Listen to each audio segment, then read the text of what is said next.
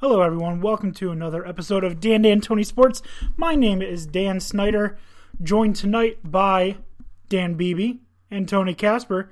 Waiting on Dan O'Shea to call in, as it looks like he is calling in right now.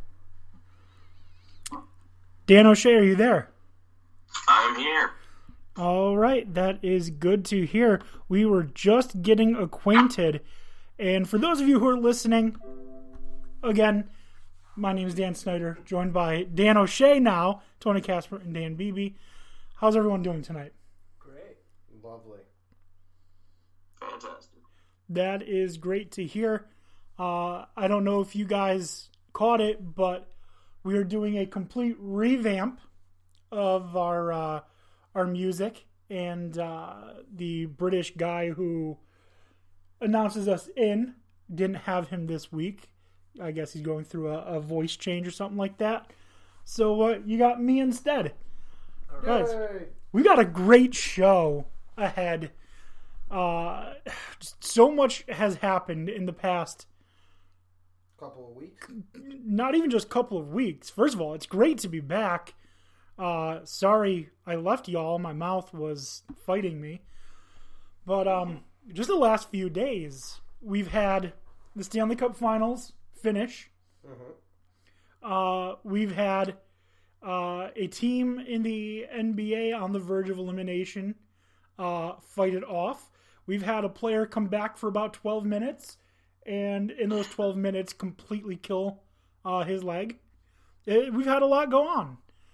And so tonight's going to be a no frills, no tricks, nothing fancy. We're just gonna get down to it. Our first segment, and this is something new. Our first segment tonight is going to be talking about the NHL Finals, the Stanley Cup Finals. And this segment is brought to you by our great sponsor, Brad Marchand's Tears. Team not win the Stanley Cup Finals? Make you feel sad? Have no fear. Brad Marchand's Tears are there for you. Anyways, thank you to that great sponsor. It's free. Wonderful sponsor. Yes. Highly recommend them. Highly recommend them. So for those of you who know who Brad Marchand is, we've talked about him multiple times. He's a common staple when we talk hockey. I call him Mr. Hockey. Dan O'Shea, you call him Bowel Movement. Yep.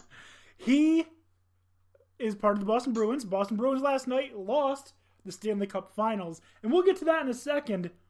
But the best part about it is the fact that the cameras were showing all of the Bruins players and their disappointment. They go to Pasternak, who's just like standing there dumbfounded and, showing no real emotion, like completely void of emotion. Like you could wave your hand in front of him and he's just not paying attention. He just looked lost.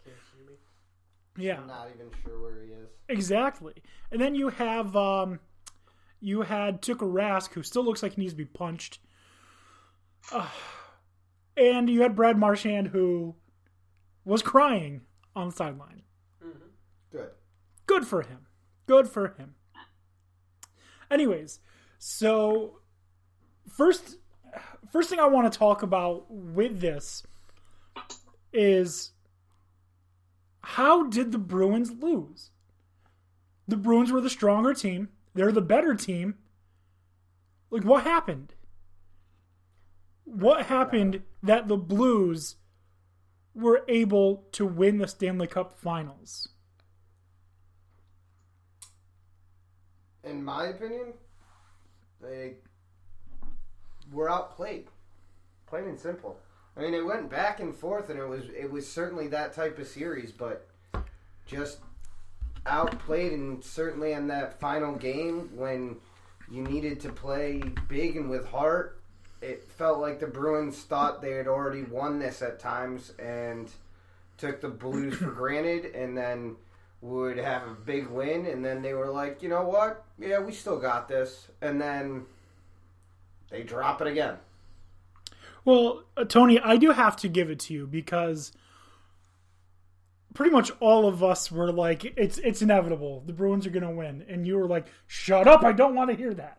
No, I didn't want to hear any of it. I'm glad I don't have to hear. I'm glad I don't have to acknowledge that you were correct. I refused to say that the Bruins were going to win. So, anyways, so we talk about this series going 7 games. The most ridiculous. All right, so game 1, Bruins won 4-2. Game 2, the only good game. The Blues won 3-2 in overtime. Then we go to game 3, the Bruins won 7-2. Then we go to game 4, the Blues won 4-2. Then we go to game 5, and it wasn't this close. The Blues won 2-1. Then game 6, the Bruins won 5-1. And then game 7, the Blues win 4-1. Was this the most boring 7-game series you've ever seen? Definitely. Like I said, in 7 games, only one of them didn't suck. It was not the most entertaining. Game-wise. Series-wise, I mean, it definitely went back and forth. It just... The games weren't close. I just remember feeling when I was watching it like, man, this can just stop. This is bad. Just stop it. Like right now. Stop it, please. You're like, no, I felt that for certain games. The blowout one, especially, but this game was really good up until the end of the third, where the Bruins just collapsed.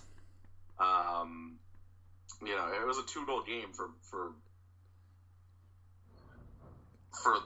the whole of the second half, the third. But that's still, that's not insurmountable in hockey. That was still, and Binnington had an incredible save late in the second that stopped it from going to a 1-goal game that would have completely, I think, changed the momentum.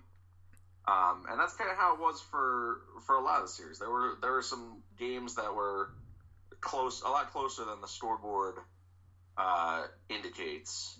There certainly was that one blowout, especially that the Bruins had, and that was kind of their response, I think, to that no tripping call. Or that lack of tripping call that happened. That was clear trip, and then right after the trip, the Blues scored a goal that ended up being the deciding factor. So other than that one, I think the series was ultimately still pretty fun, especially if you're a Blues fan, of course. Yeah, I mean, I guess if you're a Blues fan, it would be fun. But going back to what you said about Binnington having the one great save in the second period, he only had to have one great save. Because what happened to the Bruins, who were consistent shooters through like the entire playoffs? Yeah. They just fell off the face of the earth in 3 of the 7 games. I mean, Blues did make... Binnington was lights out last night. He was fantastic. He was out of his mind. And he's been, he's had nights like that. He's not always like that, but he's definitely had nights like that. Like last night, the Bruins outshot the Blues by a significant margin, at least through the first 2. I don't remember quite remember the stats in the third, but at least through the first 2. Yeah, and the problem that what I'm talking about is I never felt that the Blues defense was going to let them score in that game. I did not feel like Boston had any real opportunity to take over in that game. They seemed beat from the end of the first period, in my opinion. It's not necessarily that I had confidence in Binnington. I just had absolutely no confidence that the Bruins could get themselves back into it. They didn't look like they could.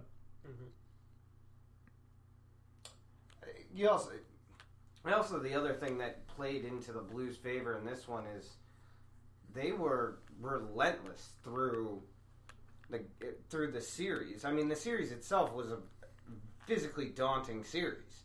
I mean, how many hits at the end of this did this series end up recording? Regardless of the number of hits, you had a player break his jaw and is back in the lineup the next game. Well, welcome to hockey. Zdeno Chara, that's the other thing. Zdeno Chara, I give him a lot of shit, but he was nothing but a class act last night. That game was over. He immediately went over ready to shake the hands of the Blues. Mm-hmm. He didn't cry. He didn't complain. He just knew what needed to be done and went over to do it. Lost. Very classy. Yep. I'll give him that. Shake hands. And he's a, in my opinion, one of the dirtiest players in the NHL. Maybe that's cooled off a little bit in his older age. But I think it has. He was never like the dirtiest, I don't think. But he definitely had some years where he was far from clean. But I definitely do think it's gone down slightly now that he's, getting geriatric. Again, in a couple of weeks, I think we should, in a couple of weeks, now that basketball is ending, now that hockey is done, I think we should make our list of people we want to see fight Brad Marchand. That'd be cool. In what setting? Just street fight, boxing match. Well, in a hockey fight. How about that? Okay. Gloves off, helmet off, hockey fight. Refs let it go. Because I'm already telling you right now, I've already got Chris Pronger on the list. I got Zdeno Chara. I got Sean Avery. Sean Avery's my number one. I want to see Sean Avery fuck him up. That'd be great. Because I know so many people that used to complain about Avery, and he's got nothing on Marchand's level of dirtiness. It was more that he wasn't necessarily dirty. I don't think Sean Avery was. He's just a loudmouth who got in your head. Like, Brad Marchand is a dirty player. Sean Avery's just going to tell you your wife is a slut and he doesn't want her sloppy seconds. Sounds about right. I mean, I don't like Sean Avery, but I wasn't mad he was playing for the Stars. Right. You know? And the Rangers had him too. So. Kind of like with Incognito on the Bills, same thing. Well, Rich Incognito is racist and homophobic. There's a difference between telling you your wife's a slut and pushing a person to talk about thinking about committing suicide. There's a difference. Well, he's also openly insane. Yeah, like he's throwing weights at people in the gym because he thinks the FBI is coming to get him. What are you doing, Richie? Anyways. Sounds about right. Anyways, back to the NHL. Now, I don't know as many players in the NHL as Dan does, but was Ryan O'Reilly really the MVP of that series, or was it Jordan Binnington? I don't know. O'Reilly had some huge moments. He did, but I mean, it's tough to say. If it were me, I think Binnington would have been my MVP. If it wasn't for him giving up 7 goals in that game 3, he might have been. I'm sorry, would you say O'Shea? I said he can be the MVP of your heart. He's not the MVP of my heart. I think there was no one that played as well as Binnington did. Obviously, I'm not seeing everything, but I can't think of a Blues player that meant more to that team winning than Binnington. I think they're looking at it more as a series as a whole. Well, yeah, no, series as a whole. If you're talking playoffs as a whole, I think Maroon probably deserves at least a share of it. Because he almost single-handedly ended the Stars 3 times. Yeah, I don't know. You could have made a strong argument for Bennington. I don't know. O'Reilly was a